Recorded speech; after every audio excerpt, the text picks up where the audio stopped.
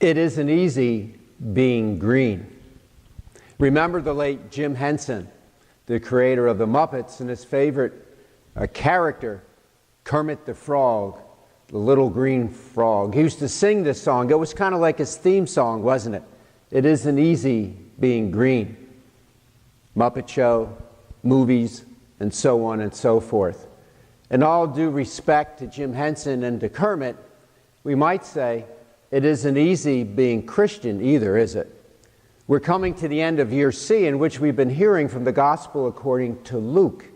And think about all the things Jesus has been talking about discipleship that we've been hearing all summer and into the early fall during his journey to go to Jerusalem to suffer and die and rise for you and me.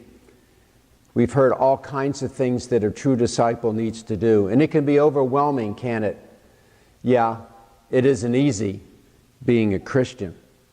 About 20 years before the birth of Jesus Christ, the Roman poet Virgil, he who wrote the Aeneid, wrote this: "Come what may, all bad fortune is to be conquered by endurance."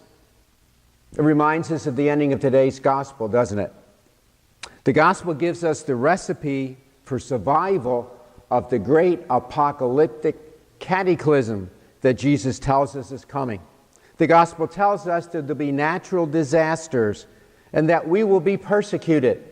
It isn't easy being a Christian, but at the end we're told, by patient endurance, we will save our lives. There was a merchant who lived in Baghdad many years ago, and he sent his servant out to buy provisions in the marketplace. Shortly after the merchant sent the man out, he returned without any provisions and in a shaken state. He was shaking, he's blanched white, he was clearly disturbed by something. And his master said to him, "What's wrong? Why do you look the way you do? You look scared to death." He said, "Well, I was out in the marketplace and I saw this woman, and I realized that this woman really was deaf. And she made a threatening gesture to me. I got to get out of this place. Can I borrow your fastest steed and head to Samaria? There, death won't find me." So the merchant said, "Okay, take my fastest steed." And he galloped off the road from Damascus to Samaria, hopefully trying to outrun death. A little bit later the same day, the merchant went out into the marketplace himself, and he found the old woman who had frightened his servant. And he said to her, "Why did you frighten my servant today?" And she said, "That wasn't a threatening gesture. That was a gesture of surprise.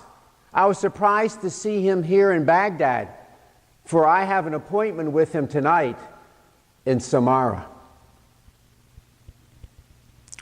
We foolishly believe that death does not apply to us, that we're invincible, that we'll go on forever. But as Jesus warns us in those terrifying images we find in today's gospel reading, the time we are given in this life is precious, very precious. God has given us this gift of life to embrace and be embraced by the love that is uniquely of God.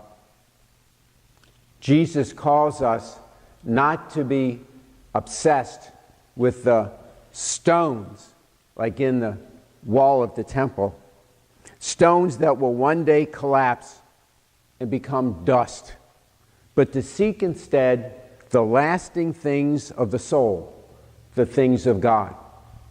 What Jesus has been calling throughout the gospel according to Luke, the things that really matter to God.